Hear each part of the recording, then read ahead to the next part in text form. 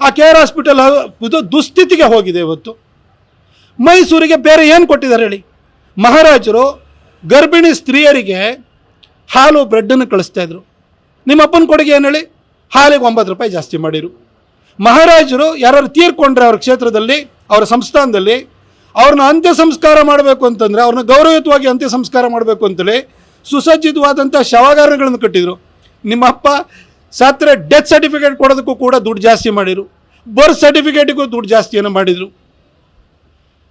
ಇದೇ ಮೈಸೂರು ವಿಶ್ವವಿದ್ಯಾಲಯವನ್ನು ಕಟ್ಟಿಸಿದಂಥವ್ರು ಮೈಸೂರು ಮಹಾರಾಜರು. ನಿಮ್ಮಪ್ಪ ಓದಿದ್ದಲ್ಲಿ, ಆದರೆ ನಿಮ್ಮಪ್ಪ ಒಂದು ಸ್ಕೂಲ್ ಕಾಲೇಜಾದ್ರು ಕಟ್ಟಿಸಿದ್ರೇನ್ರಿ? ನರಸಿಂಹರಾಜ ಕ್ಷೇತ್ರಕ್ಕೆ ಹೋಗಿ ಅಲ್ಲಿನ ಹೆಣ್ಮಕ್ಳು ಇಲ್ಲಿವರೆಗೂ ಬರಬೇಕು, ಮಹಾರಾಣಿ ಕಾಲೇಜ್ವರೆಗೂ ಬರಬೇಕು, ನಡ್ಕೊಂಡು ಬರಬೇಕು.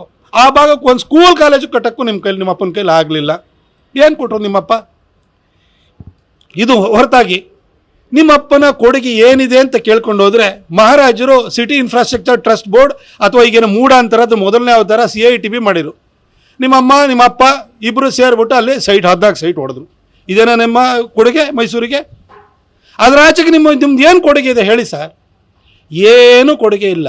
ಆಮೇಲೆ ಇಡೀ ರಾಜ್ಯಾದ್ಯಂತ ಅದು ಮುದ್ರಾಂಕ ಬೆಲೆ ಜಾಸ್ತಿ ಮಾಡಿದ್ದು, ಹಾಗೆ ಪಾಣಿ ಪಟ್ಟೆ ತೊಗೊಳ್ಬೇಕು ಅಂದರೆ ಅದ್ರ ಬೆಲೆ ಜಾಸ್ತಿ ಮಾಡಿದ್ದು, ಕರೆಂಟ್ ಬಿಲ್ಲನ್ನು ಜಾಸ್ತಿ ಮಾಡಿದ್ದು, ಆಶಾ ಕಾರ್ಯಕರ್ತರಿಗೆ 10,000 ರೂಪಾಯಿ ಕೊಡ್ತೀನಿ ಅಂತ ಹೇಳ್ಬಿಟ್ಟು ಟೋಪಿ ಹಾಕಿದ್ದು, ಅಂಗನವಾಡಿ ಆಯಾಗಳಿಗೆ 10,000 ರೂಪಾಯಿ ಕೊಡ್ತೀನಿ ಅಂತಾರೆ, ಅವ್ರಿಗೂ ನಾಮ ಎಳೆದಿದ್ದು, ಈ ಸರ್ಕಾರಿ ಉದ್ಯೋಗಿಗಳಿಗೆ ಓಲ್ಡ್ ಪೆನ್ಷನ್ ಸ್ಕೀಮನ್ನು ತೊಗೊಂಬರ್ತೀನಿ ಅಂತ ಹೇಳ್ಬಿಟ್ಟು ಅದನ್ನು ಕೂಡ ಟೋಪಿ ಹಾಕಿದ್ದು. ಇವತ್ತವರೆಗೂ ಕೂಡ ಓಲ್ಡ್ ಪೆನ್ಷನ್ ಸ್ಕೀಮು ಅದ್ರ ಬಗ್ಗೆ ಮಾತೇ ಇಲ್ಲ. ಅದನ್ನು ಕೂಡ ಟೋಪಿ ಹಾಕಿದರು, ಏನೂ ಮಾಡಲಿಲ್ಲ. ಇಡೀ ರಾಜ್ಯಾದ್ಯಂತ ಬಸ್ ಚಾರ್ಜ್ ಜಾಸ್ತಿ, ಅದೇ ರೀತಿಯಲ್ಲಿ ಸ್ಕೂಲು ಕಾಲೇಜ್ಗಳ ಫೀಸು, ಅದು ಗೌರ್ಮೆಂಟ್ ಕಾಲೇಜ್ಗಳದ್ದು ಫೀಸು ಅದೊಂದು 20% ಜಾಸ್ತಿ ಮಾಡಿರು. ಇದೇ ನಿಮ್ಮಪ್ಪ ಮಾಡಿರೋಂಥದ್ದು. ಅದು ಬಿಟ್ಟು ಜನರ ಜೀವನವನ್ನು ಬದಲಾವಣೆ ಮಾಡಲಿಕ್ಕೆ ಅವ್ರು ಬೆಳಕಾಗುವಂಥ ಯಾವ ಕೆಲಸ ಮಾಡಿರು? ನಾಲ್ವಡಿ ಕೃಷ್ಣರಾಜ ಒಡೆಯರು ನಾಡನ್ನು ಬೆಳಗಲಿಕ್ಕೆ, ಜನರ ಜೀವನದಲ್ಲಿ ಬೆಳಕಾಗುವಂಥ ಕೆಲಸವನ್ನು ಮಾಡಿದರೆ, ನಿಮ್ಮಪ್ಪ ಕತ್ಲು ಮಾಡುವಂಥ ಎಲ್ಲ ಕೆಲಸವನ್ನು ಮಾಡ್ತಿದ್ದಾರೆ.